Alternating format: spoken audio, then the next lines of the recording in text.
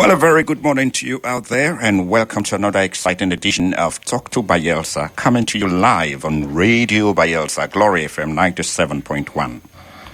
This is the program where we discuss issues that affect our communities, our economy, our identity, and our collective future. Well, of course, today our topic is preserving our heritage, the role of museums, culture, and tourism in Bayelsa's development. My name is Priye Julius, the presiding bishop of the airwaves. And I'm Dr. Miarizia, the Diamond Crown Prince, if you like.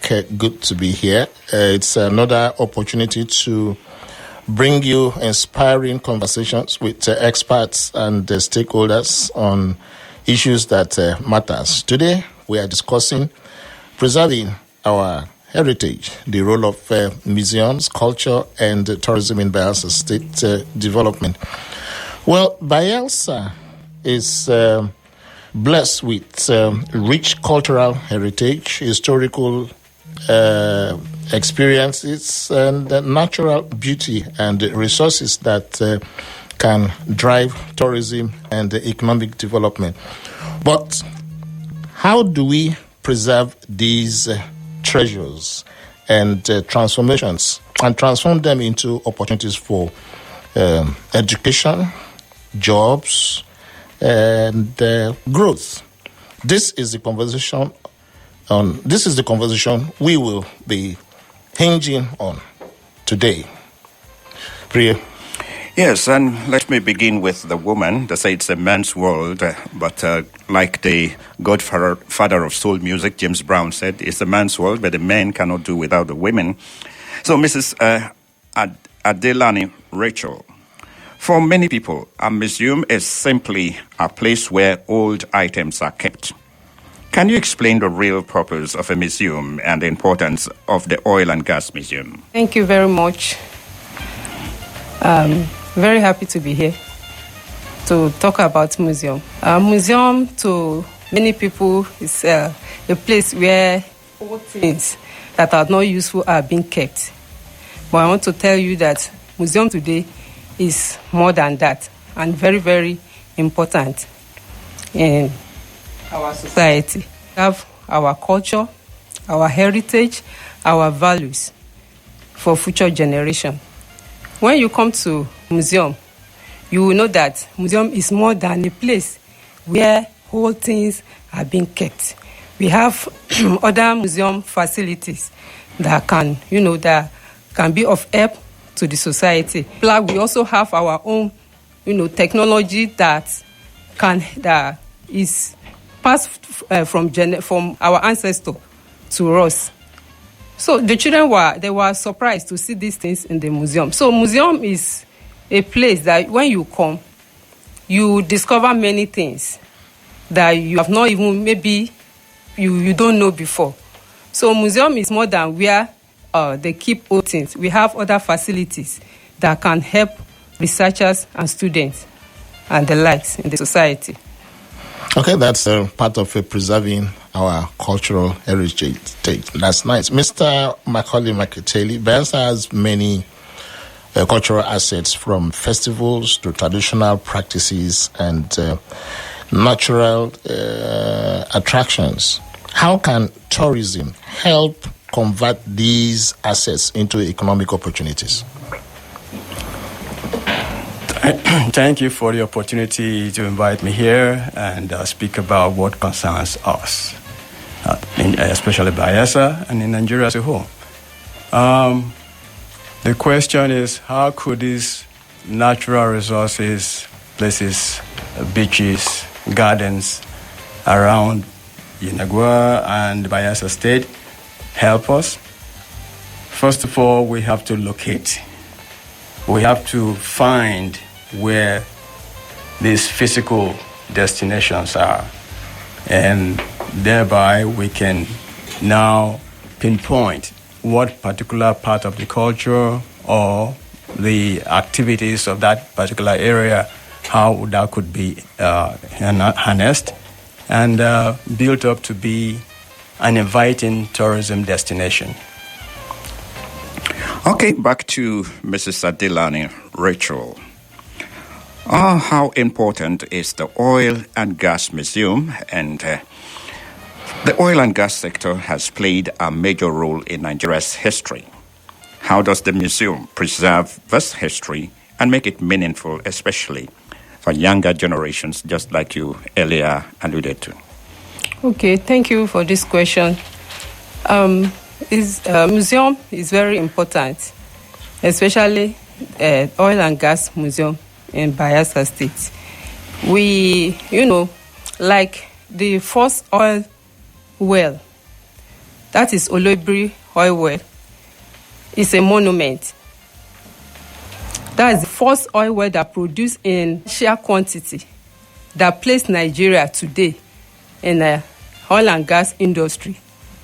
So it's very important to monument this historic site through museum.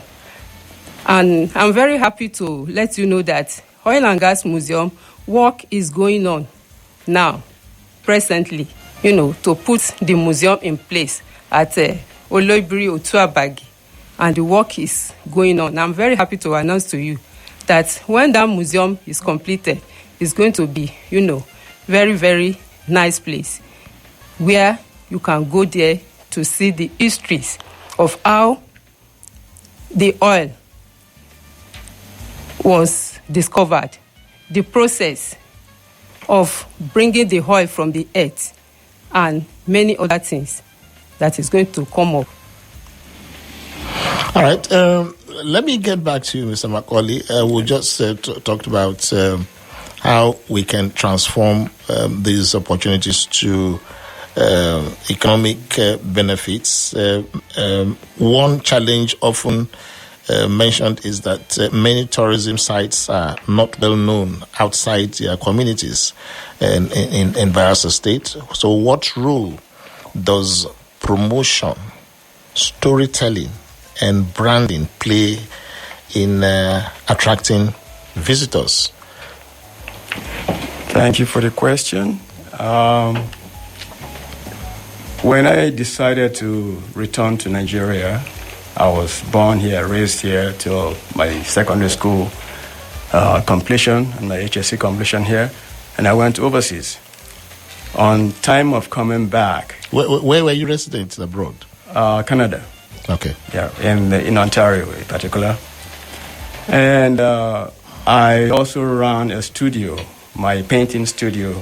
I'm an artist by nature, an engineer by training, civil engineering that is. So in the field of arts, I've been exhibiting there for a long time, and I came across an article talking about Bayelsa, that Bayelsa is at the bottom of the Nigerian states in appreciating art. It was tough to swallow. So I made up my mind that I'm going to, when I retire, I'll transfer my artistic ability and presentation to Bayelsa and find out for myself what is going on. And in order to do that, I had to establish my own gallery here to have a first-hand feel for it. When you asked Mr. Delany a question about how people get to these destinations, I had the first exhibition, that's the opening exhibition, on the 4th of March, 2023. And some of the Bayelsa State artists that I invited to come and exhibit with me made it categorically clear that they have never been in the gallery before. So that was the first time they have their work in the gallery. Everybody's working in isolation, so it doesn't really tell the story. But here, when I came in, I set up my gallery because I want people to know what a gallery is, one, and that we have a lot of fine, if not top-notch artists in Bayelsa who are looking for a way out. Those who couldn't stand the stagnation of art practice here left the state to other part of Nigeria and other part of the world to do their practice. So we have locations here. It's a question of developing and making people aware. And that's what I've been doing promotion. I took it upon myself 2015 when I was in Bayelsa, in Yenagua in particular. I went around scouting for possible tourism destinations. So I went to Achiever's Farm, owned by Lionel Omo, Chief Omo, late High Chief Omo is. I went to his farm and found it to be very attractive and has a great potential to put Bayelsa on top of the world. I went to Bayelsa Palm Estate and found it to be a place that could provide jobs for young people who are seeking summer jobs or recreational jobs in that estate area. I also went to Oasis. It's a place just around the Keke there. It's a beautiful place with a lake, man-made lake there that could be kept open and clean. Oxbow Lake, my favorite joint. Oxbow Lake is prime if we can develop Oxbow Lake for the purpose of tourism. That's people coming in and out of Oxbow Lake. I will stop there for now. Okay, I talked about tourism sites. You just mentioned a few places in Yenagua here. How much of state sites do we have outside Yenagua in our local localities? I know that we have places like Efi Lake, which could be, if properly annexed, a good tourism sites. And I think you should know more. How much can you tell us about those ones outside Yenagua? The ones I've been to that I have knowledge of, I will speak of. 2023 and 2024, I think 2023 in particular, we as my wife and myself, we went to Akasa because I've heard of the slave museums and other locations. I wanted to see the ocean itself and how accessible they are. So we went there and we spent 4 days. First trip was to go across. We lodged at Congo Hotel, Congo Town, and we crossed from there to Oginimiri, which is the land site across from Congo itself. And there we targeted going to the tower, the navigation tower up there. It's about 2.5 kilometers walk. And we were excited. We got there and we climbed to the bottom of the capsule. I call it capsule that the containment that is standing on top of the rigs. And the first thing that caught my mind when we got to the top was my instinct of being a civil engineering technologist crept in immediately. My wife was going into the capsule. I said, hold on, don't move in yet. Just back out. And I took a peek with the camera and found it to be very rusted, heavily rusted.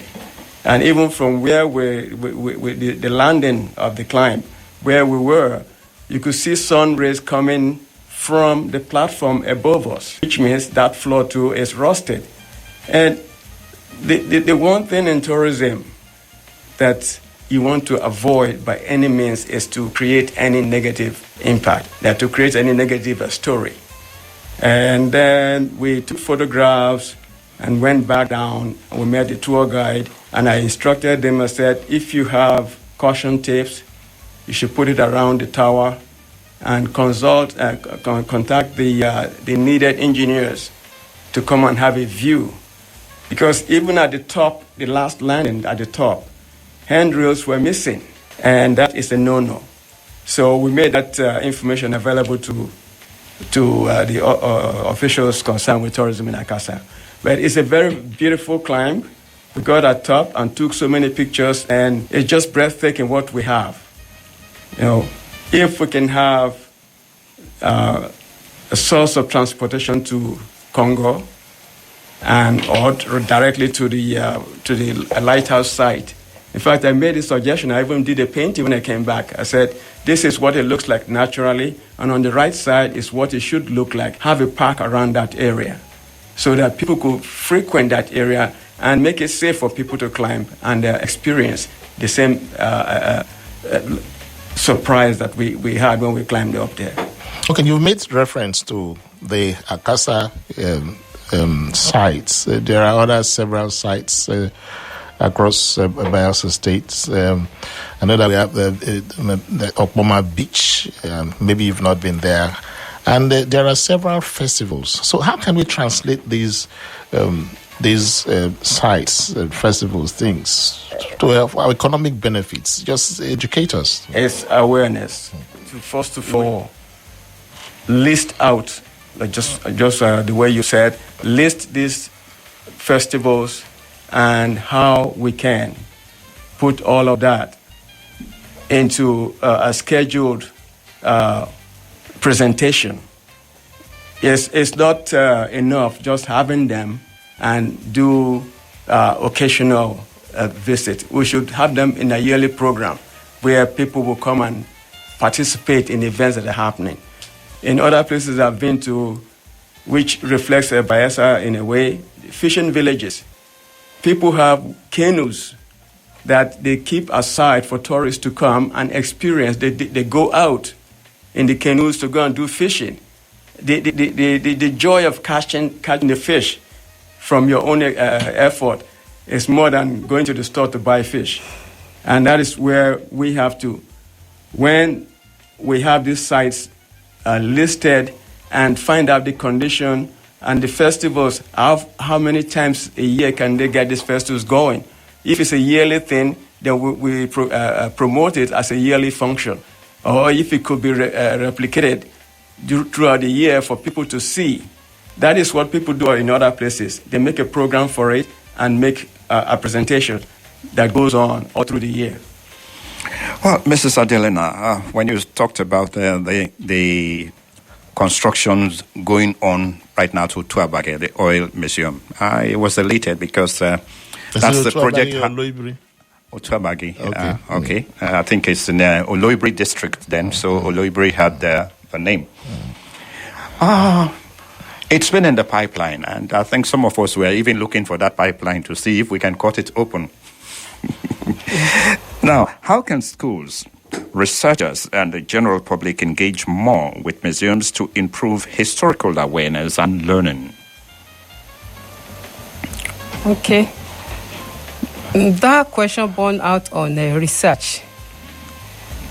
We need more research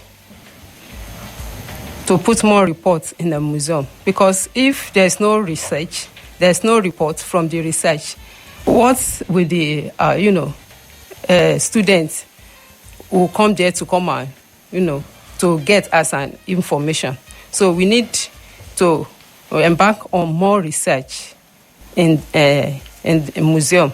I'm an ethnographer, and what I do in the museum is going out for research. But most of the time we are handicapped, to go out for research, to make more research, due to finance and many other things like that. So how can your efforts, the things you have gathered in the museum, how can they benefit students and researchers and curious personalities like me and my friend Erizia? It can benefit society in many ways. Number one, we need to, make publicity, because if people don't know that this and this is existing here, how would they know that they will come there to come and acquire one knowledge or the other? Number one, we need to make publicity. We need to put, like I said, we need to put many things in place. We need to, organize our gallery so that when people come, you'll be able to have things, artifacts to show them and, to talk about, for them to be able to get one or two things for their research work, for education purposes. Okay, let's look at the benefits our local communities tend to derive from tourism. Macaulay, you've been in this business over time. You're an expert. And let's look at what the local people will benefit. How can communities benefit directly from tourism development? Communities are the number one in persons for any tourism destination. And if they are not participating then we have a very short-lived exercise. And for instance, when tourists go out to a destination, they want memorabilia. They want memorabilia that they can pick up to take home. So if we have people like basket weavers or placemat weavers or sculptures, our artists who are sculptors, our painters, could create an industry out of it. Because tourism without collectible items is not really functional. Yes, it's come to be there, experience a place, and go home, but they like to go home with something, and that is where the locals come in, that they must have some sort of item to sell to these tourists that will come to Bayelsa. Bayelsa, when I was here before I left as a kid, I worked with the Art Council in Port Harcourt, in River State, Old River State. And we used to do wooden comb carving and all the stuff, little sculptures, even creating fiberglass rings. I did all that before I left for overseas. And that craft is still around. So we need to have the locals who are artistically inclined to create items that will be sold to tourists when they come. And my place, for instance, I bring in, when I do exhibitions or certain functions, we do have school children coming in to have a first-hand experience and ask questions. What I tell them is, there's no question that is stupid. The only one that is stupid is one that you did not ask. So you give them that opportunity to be open and fearless and ask the question. So I learn from them when they open up like that. So again, going back, for the Nembe area that I frequent very well, they have the Sakapo dances and traditional masquerades, or they have the Iremegbu, the Karaledi, as they used to call them back when I was a kid. The Karaledi women, they perform there.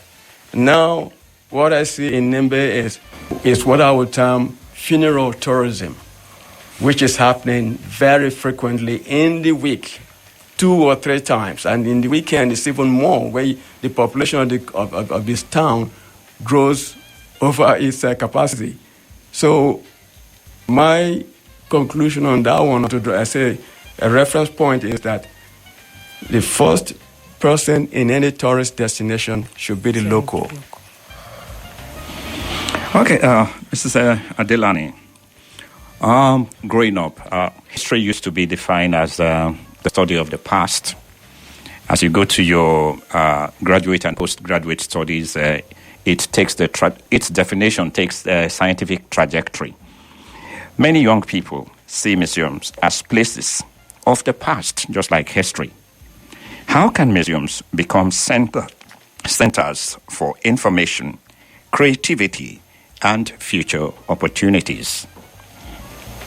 Okay, thank you very much. If I understand the question very well, I think when the other question that you asked me, some things that I said is part of the answer that I will give to this question. We have other museum facilities that can attract people. Like there are museums that have hairdo center. That hairdo center is traditional. Recently, we have people that also do these conventional hairstyles that attract young people into the museum.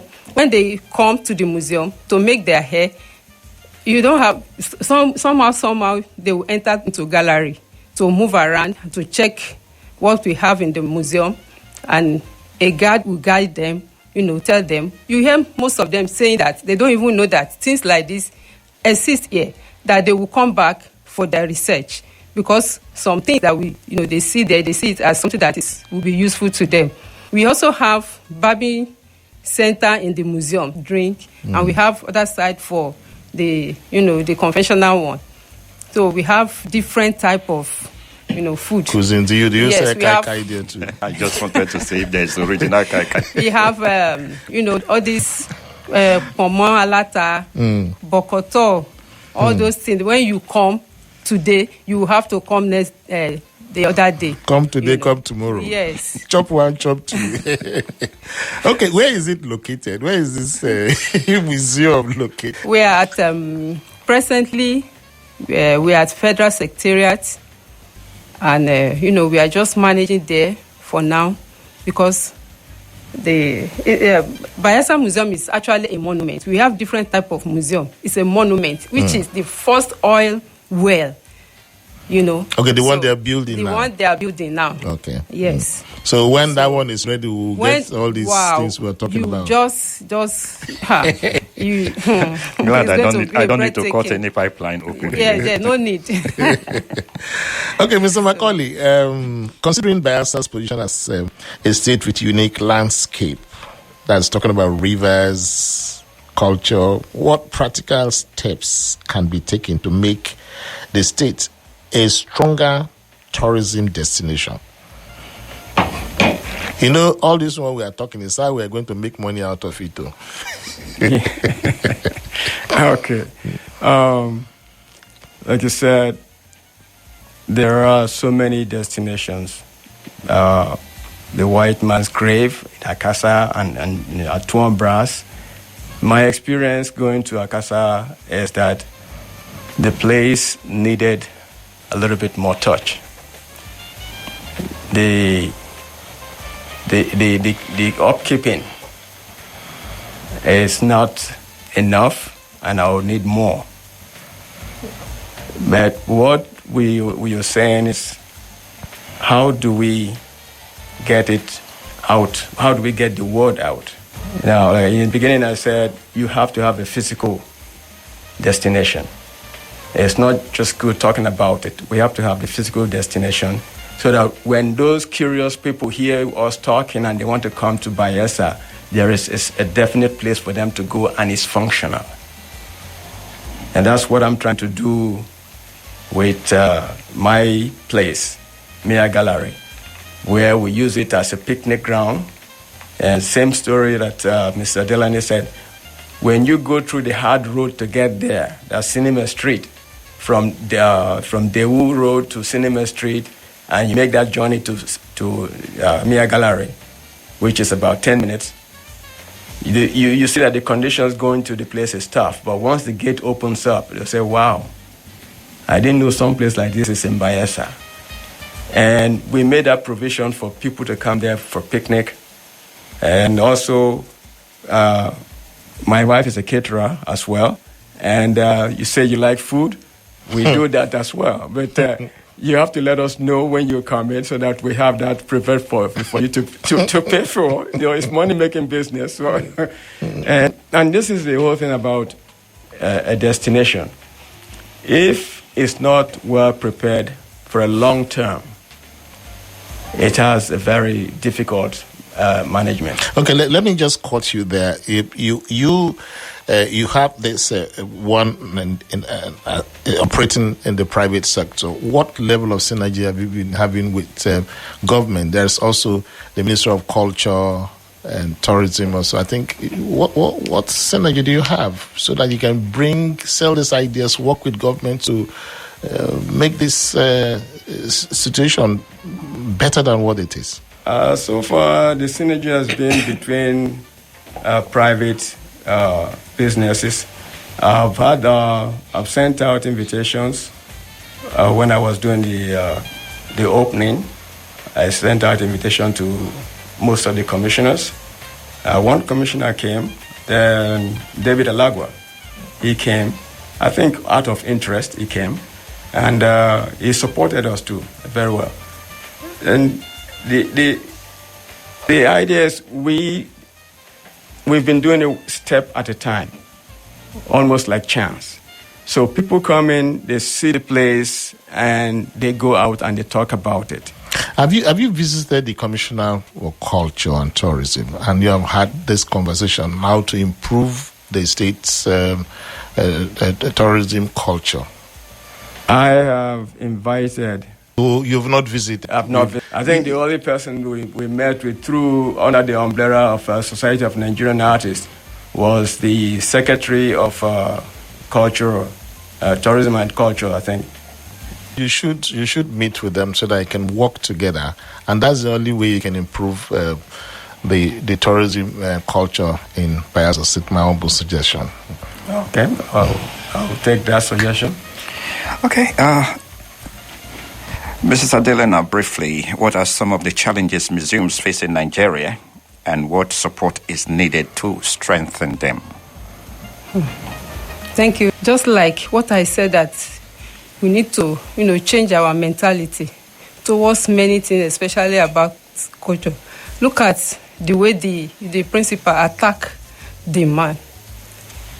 If that little girl is there, the principal has already, discouraged the girl, from that act.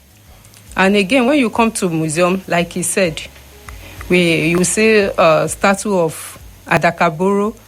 We have other artifact that is made from clay, like boats that depict the means of transportation in Niger Delta. We have it in the museum. Then we have other statues that, that is made out of clay, that we have the mother, the children. That one depict the hospitality around Niger Delta, because from what I heard, that Niger Delta people are very hospitable. So we have those things. When school children come for visit, we take them right around the gallery and, tell them about all the statues, what they stand for. Why are they here in the gallery? So from there, I think, from what the last caller, I think is very right. If all this can be in the gallery, when people come, they will be able to learn more about our culture. We have different type of instruments that they use for fishing. We have the trap. There's one that we made that we have a lot of pin, maybe like nail attached to a stick. When I came here, this is the first time I saw something like that. I asked them, what are they doing with this one? They use it to kill fish. I was surprised. So we have all those ones in our gallery in the museum. It's okay, Maketeli. Yes. What would you make up of what the callers have said?